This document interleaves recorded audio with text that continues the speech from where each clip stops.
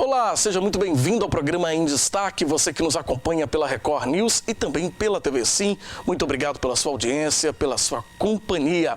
Hoje no programa nós vamos receber o senador da República, Fabiano Contarato, ele que preside a Comissão de Meio Ambiente lá no Senado Federal. Vamos falar sobre como está o trabalho dele no combate aí, né, às questões ambientais também e também sobre a questão de trânsito, que é uma bandeira antiga do senador aqui no estado. O programa Em Destaque já está no ar.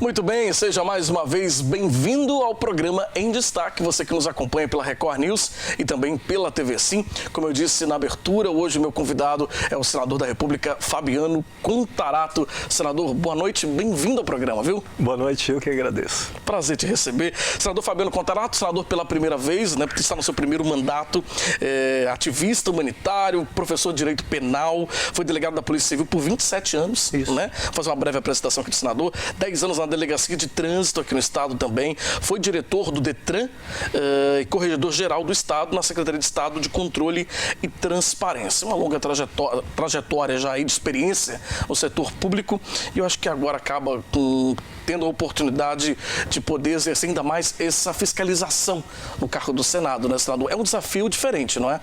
Totalmente diferente. Aliás, quando eu verbalizei para minha família que eu iria me candidatar, nossa senhora, eu fui execrado. Infelizmente, minha família falou assim, ó, você vai se envolver nesse meio, esse meio tão mal visto. Confesso, Fabiano, que eu fiquei muito decepcionado, porque naquele momento eu lembro que eu disse para eles assim, a partir de hoje vocês não têm legitimidade para reclamar que a saúde pública está um caos, que a educação pública da educação básica é deplorável, que nós temos uma elevada carga tributária, que nós temos um elevado índice de desemprego.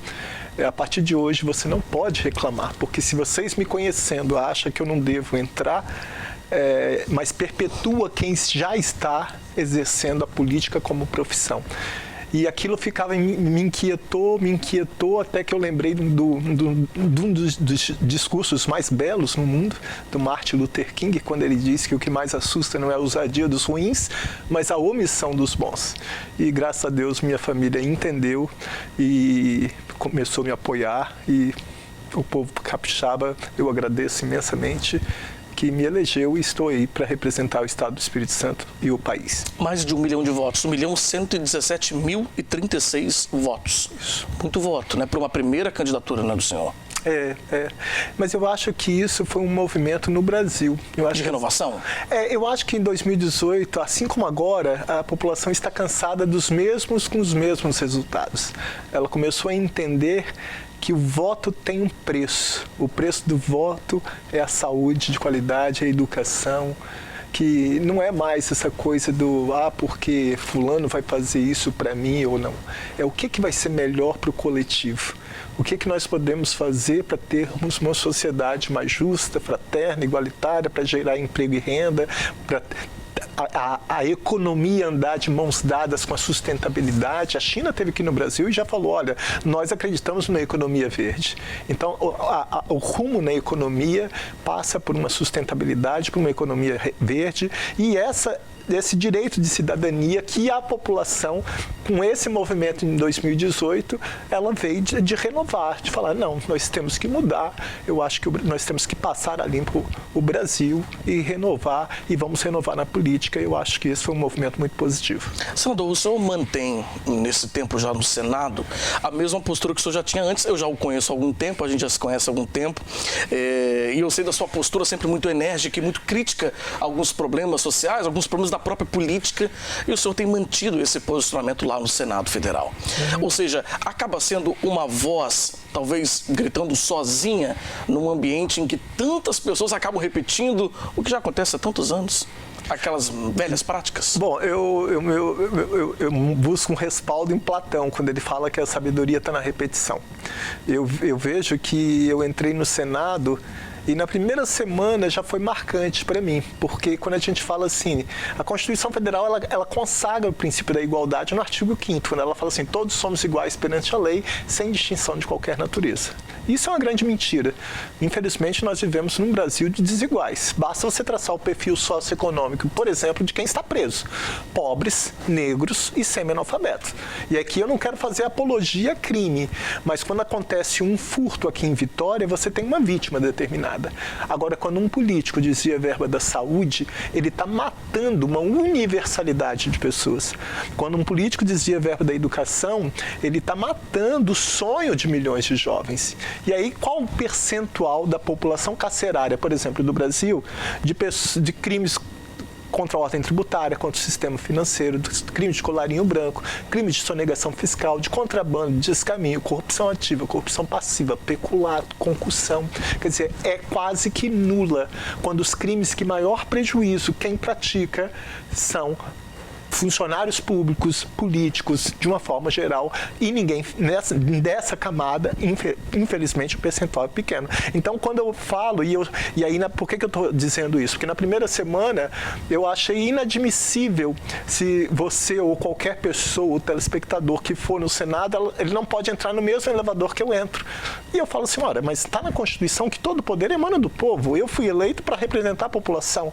O que me torna diferente de qualquer outra pessoa que chega no Senado, não é a casa do povo, né? Mas é uma prática comum aqui na Assembleia Legislativa do Estado também, né? Você tem um elevador privativo. Que eu acho um absurdo. Acho um absurdo. Isso, para mim, fere o princípio da igualdade. Tanto que eu denunciei ao Ministério Público do Trabalho e também eu pedi o tratamento de forma igualitária ao presidente do Senado e à comissão. Outro ponto importante, o Estado, me senti utilizado pelo Estado como delegado de polícia por 27 anos para agir de forma contundente contra pobre, negros e semi-analfabetos. Não tenho dúvida. Sabe por quê, Fabiano? Porque o Estado criminaliza a pobreza.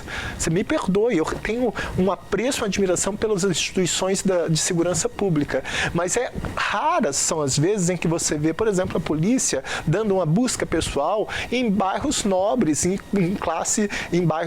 jovens economicamente muito mais ativo.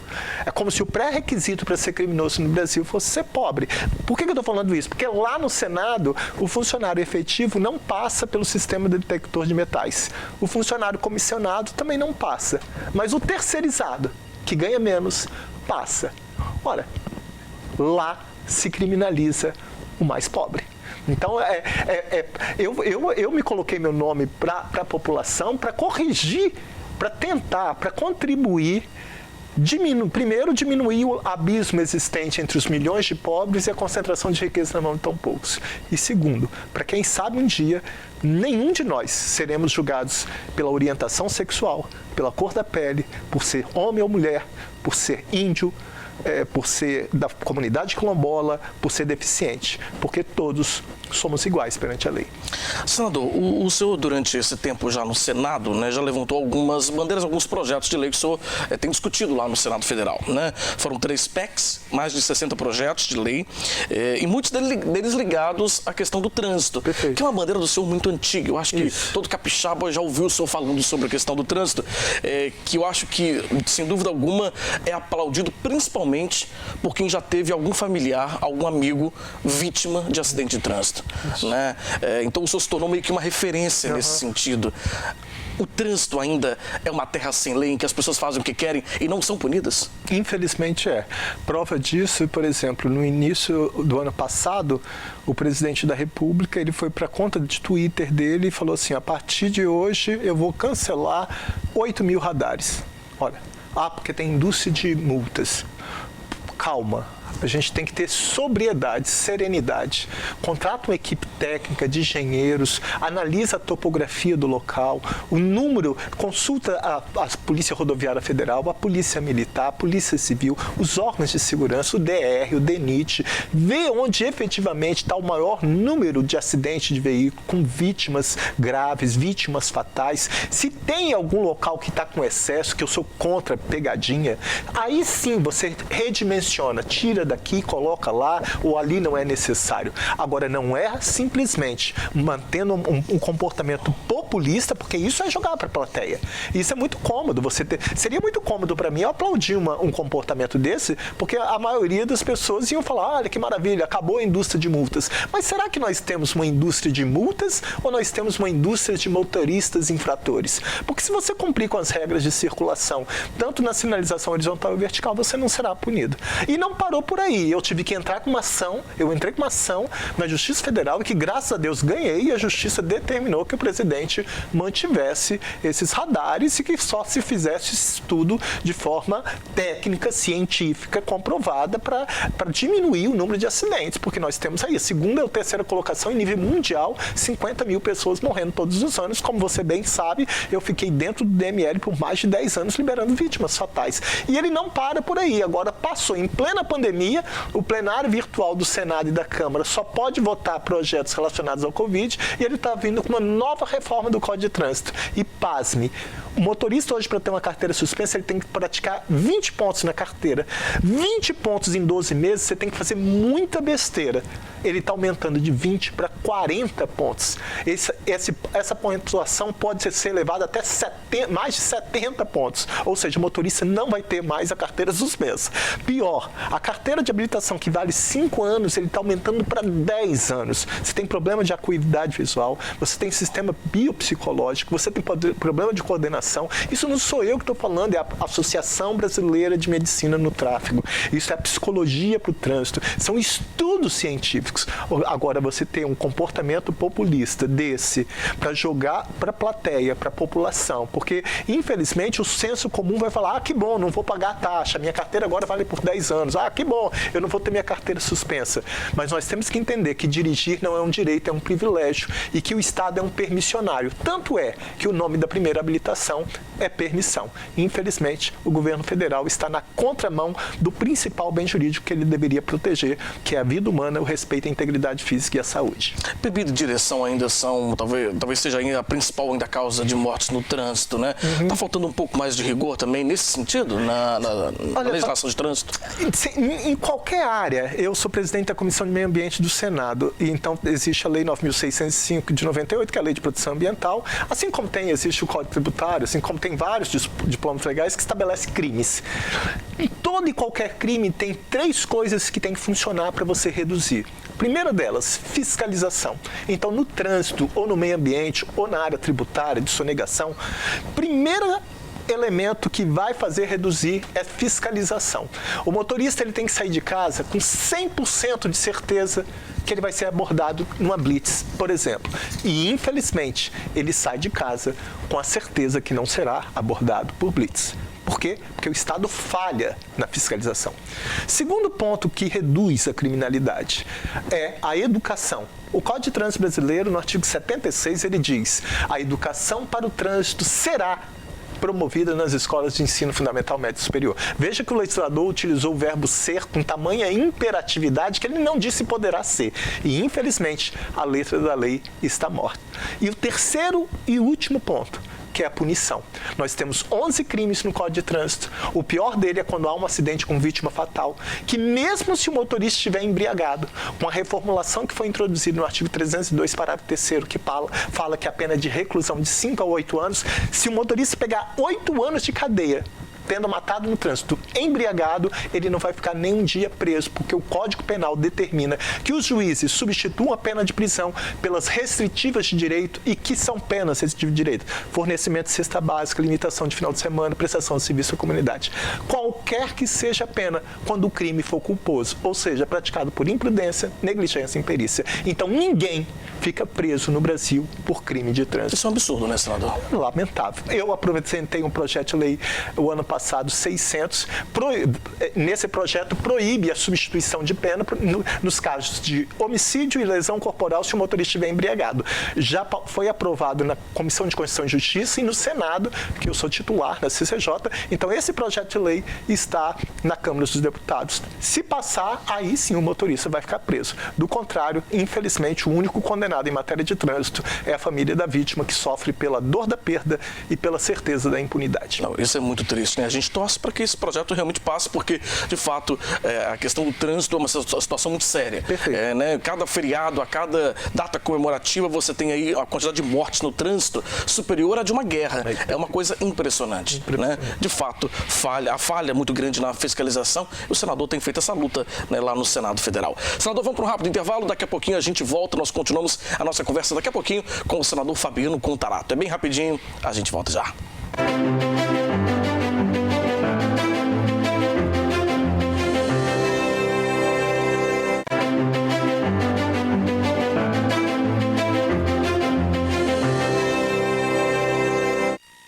Estamos de volta com o programa Em Destaque, aqui na Record News, também na TV Sim. Obrigado pela sua audiência, obrigado por estar com a gente aqui ligado no programa Em Destaque. Hoje a gente está recebendo aqui no programa o senador da República, Fabiano Contarato, falando um pouco da sua atuação lá no Senado Federal. No bloco anterior a gente já conversou um pouco sobre a trajetória do senador e também sobre uma bandeira dele que é muito forte, né, que é a questão do trânsito.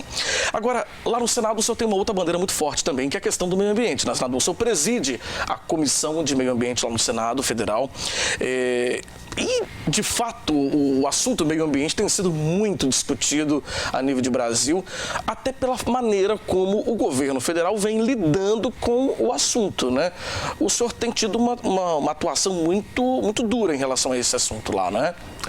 Na verdade, o artigo 225 da Constituição Federal, ele é claro quando diz que o meio ambiente ecologicamente equilibrado é um direito de todos, mas é dever do Estado. E em 28 anos de criação do Ministério do Meio Ambiente, o atual presidente da República, ele queria acabar com o Ministério do Meio Ambiente. Ele não conseguiu fazer de direito, mas ele está acabando de fato. E eu explico por que ele está acabando.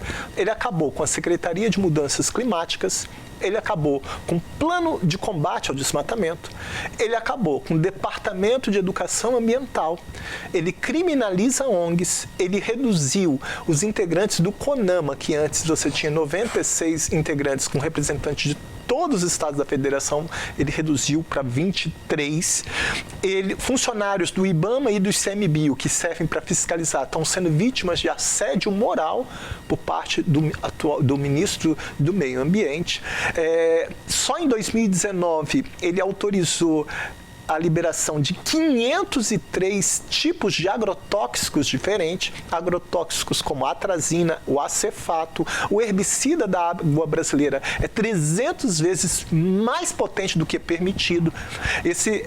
Tem agrotóxicos que são proibidos no Reino Unido, na Europa. Eu tenho estudos do Sistema Único de Saúde da quantidade de pessoas que morrem pela utilização do manuseio do agrotóxico, deformidade da vida humana intraútero, abortamento, proliferação de câncer.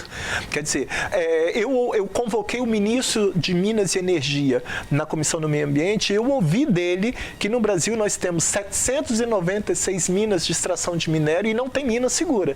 E só no estado de Minas Gerais nós tivemos desastre com extração de minério. Miraí, Cataguases, Barões de Cocais, Brumadinho, Mariana e, infelizmente, também ninguém fica preso, ninguém é responsabilizado.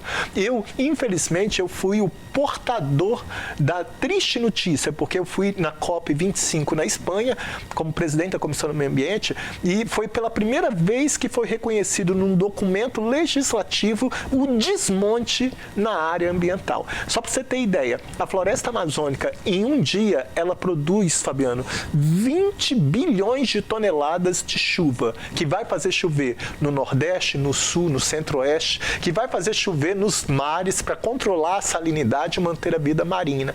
Para você fazer isso, nós teríamos a necessidade de 50 mil Itaipus. E para construir 50 mil Itaipus, levaríamos mais de 150 anos. Quer dizer, é uma tecnologia de alta ponta. O Brasil perdeu o Fundo da Amazônia, o Fundo do Clima e, infelizmente, o Brasil, que antes era o exemplo de preservação em nível mundial, hoje é criticado. Só de janeiro a agosto do ano passado, o aumento das queimadas na Amazônia aumentou em 145%. Infelizmente, eles literalmente estão passando da boiada, como disse o ministro do Meio Ambiente. O ministro chegou a usar esse termo em uma reunião com o presidente da República, né? Inclusive o vídeo dessa reunião vazou, né? Em decorrência aí de uma investigação do ministro Moro, enfim, desse impasse entre os dois, em que o ministro Ricardo Salles, do Meio Ambiente, diz que é o momento, por conta da pandemia e das atenções estarem voltadas para a pandemia, era o momento talvez de passar projetos um pouco, ele usa um termo bem específico, né? Nada muito agradáveis aos defensores aí do meio ambiente. O que você acha dessa postura do ministro, hein? Na verdade, eu senti vergonha daquela reunião, porque era uma reunião que estava sendo filmada. Era uma reunião, não era uma filmagem clandestina, não, eles sabiam, era uma reunião ministerial. Será que a população já parou para imaginar o custo daquela reunião? Uma reunião com ministros, estava ali em plena pandemia, nós tínhamos a presença do ministro da Saúde, nós tínhamos a ministra de Direitos Humanos falando que tinha que prender governadores e prefeitos. Nós tivemos a conduta do ministro do Meio Ambiente que falou em passar literalmente a boiada. Tem projetos de lei que eles querem passar com licença ambiental tácita, ou seja, se não sair a licença em 6 meses, está dada a licença.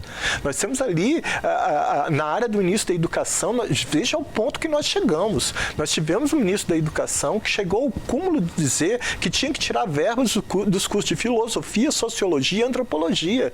É como se nós estivéssemos na era, com todo respeito, na época da ditadura ou na época da raça ariana, como se você tivesse um curso melhor ou pior.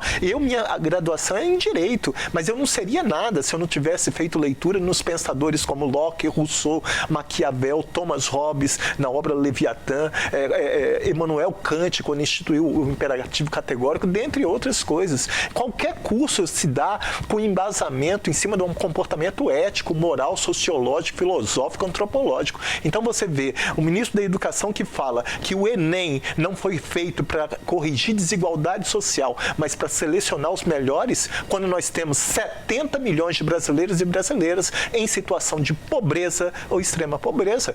Quando nós temos 459 municípios no Brasil em situação de pobreza e extrema pobreza, que para dar o auxílio emergencial, o presidente tinha um instrumento constitucional que é a medida provisória, basta ter relevância e urgência. Ele não fez isso, mas ele exigiu que passasse pela Câmara dos Deputados, pelo Senado, volta para a Câmara para ficar aquele imbróglio, para em 4 semanas ele sancionar. Mas em janeiro, no início do ano, o Banco Central deu para os bancos 1,2 trilhão de reais, sendo que os bancos nada dão nesse momento tão delicado de pandemia e que está sendo banalizada mais uma vez a vida humana. Então aquela reunião foi vergonhosa, foi assintosa, foi um escárnio na população brasileira. Eu acho que a população tem que refletir, porque ser cidadão não é apenas viver em sociedade, mas transformar essa sociedade. Exigir do seu político, do seu presidente do centro comunitário, do seu vereador, do seu prefeito, do seu deputado, do seu senador, do seu governador, para que efetivamente eles cumpram esse mandato, porque todo poder emana do povo e deve ser exercido pelos políticos legalmente, legitimamente eleito através do sufrágio universal que é o voto. O senhor citou o Enem. O senhor concorda com essa insistência do governo em manter o Enem? A gente está prestes aí, seria a época do Enem, né? Os alunos são contra. Olha só, eu venho da minha vida toda de escola pública. Contra fatos não há argumentos. A população ela não tem internet de qualidade, você não tem notebook, você não tem computador, você não tem impressora. Vou te dar um exemplo. Com aula presencial, a educação básica no Brasil, eu te dou em percentual. 93% das escolas da educação básica no Brasil não tem laboratório de ciência. Ponto. 73% não tem quadra esportiva. 63% não tem biblioteca. E nós vamos fazer aulas virtuais? Nós vamos manter um Enem? Olha, se não for o sistema de cotas, Fabiano, o filho do pobre, você pobre, que sua filha, o sonho dela é entrar num curso de medicina, se não for o sistema de cotas, não vai entrar nunca, porque a concorrência é desleal. porque os filhos da classe rica, eles estudam de tempo integral, faz intercâmbio fora, tem os melhores professores, tem os melhores recursos. Agora, o filho do pobre, que não tem saneamento básico, que não tem iluminação pública, que é vítima da violência, porque infelizmente a violência está nos bairros, em todo local, se privatiza até mesmo a segurança, e agora uma educação pública deplorável, excluindo as universidades federais, os institutos federais, que a qualidade é excelente. A educação básica no Brasil, ela é muito ruim. Então, você tem ideia, o ex-ministro, houve um empossamento de 4,3 bilhões no Ministério da Educação. O orçamento que era de 123 caiu para 103. Até mesmo verba recuperada pela excelente Operação Lava Jato, a quem eu defendo fielmente, de 1 bilhão ele não usou. Enquanto nós não temos, como eu te falei, escola sem quadra, sem laboratório de ciência, sem laboratório, sem coleta de esgoto, nós temos, essa é a triste realidade. Então, eu acho lamentável o governo querer manter o Enem nessa desigualdade que existe, porque, infelizmente, falar que no Brasil todos somos iguais perante a lei, sem distinção de qualquer natureza, isso é uma grande mentira, isso é uma falácia. Eu nunca pronunciei uma frase tão mentirosa na minha vida. Sou presidente da Comissão de Meio Ambiente. A gente vê essa situação também, um desentendimento aí, até a forma de pensar a questão dos índios, né? Em especial em algumas regiões bem afastadas do nosso país, né? Um país tão grande. Há muita dúvida em relação a essa maneira que o governo federal tem lidado com os povos indígenas. Você citou aqui, inclusive, algumas dessas situações no início da sua fala. Você acha que essa postura do governo federal pode dizimar, talvez, aí, acabar com populações indígenas do nosso país? Eu não tenho dúvida, isso é um genocídio. Eu já fiz uma denúncia contra o presidente da República na Organização das Nações Unidas, na comissão, no Alto Comissariado, porque eu visitei os Guaranis Kaiowás. Se para o pobre já é difícil, para os índios piora. Por quê? Porque o álcool e a droga ilícita já chegou nessas comunidades, então eles ligam para a polícia militar não vai, porque é um problema federal, então eles não têm saúde, não têm educação, sofrem com agrotóxico. Eu vi isso em Mato Grosso do Sul. Os fazendeiros passam o avião aplicando agrotóxico, vai para a comunidade indígena, toda ela adoece com febre, vômito, dor de cabeça e diarreia. Ou seja, um genocídio que está sendo praticado contra os índios, povos originários e comunidades quilombolas. Isso é questão de demarcação também de terras indígenas. Claro, tudo passa pela demarcação, mas o presidente disse na campanha que ele não faria nenhum centímetro de demarcação, e ele está cumprindo o que ele fez. Ele está autorizando a extração de minério em terra indígena, ele quer autorizar a extração de petróleo na cabeceira do rio Amazonas, ele está loteando abrolhos, santuários do que nós temos nos nossos oceanos, ele está violando o artigo 225. Todos temos direito ao meio ambiente ecologicamente equilibrado. Infelizmente, é um comportamento de um presidente que, na minha opinião, é genocida, tanto em diversos aspectos, em especial nos povos originários. Tá certo. Olha, eu quero agradecer muito ao senador Fabiano Contarato. Felizmente, senador, o tempo está acabando, né? Teríamos aqui ainda mais 2 horas para a gente conversar, né? Eu até falei que tinha muito tempo que eu não encontrava o senador. Um prazer te receber aqui no programa, senador. E assim, quero te agradecer pela vinda e também te dar os parabéns pela tua ação firme lá no Senado Federal. A gente precisa de verdade de políticos, né, que tenham esse compromisso em lutar. E muitas vezes, como eu falei, lutar às vezes sozinho, né? Gritar sozinho, porque de fato não é fácil você ir contra o sistema, ir contra o que está acontecendo e o que já é praticado há muito tempo, né? Então eu quero te agradecer muito, foi um prazer te receber aqui. Volte mais vezes, viu? Eu que agradeço, quero parabenizar você e toda a equipe. Obrigado, senador. Bom, você de casa, muito obrigado pela audiência, pela companhia. Lembrando o nosso encontro entre segunda a sexta, às 8h30 da noite na Record News e às 9h30 da noite na TV Sim. Uma ótima noite para você e até o nosso próximo encontro.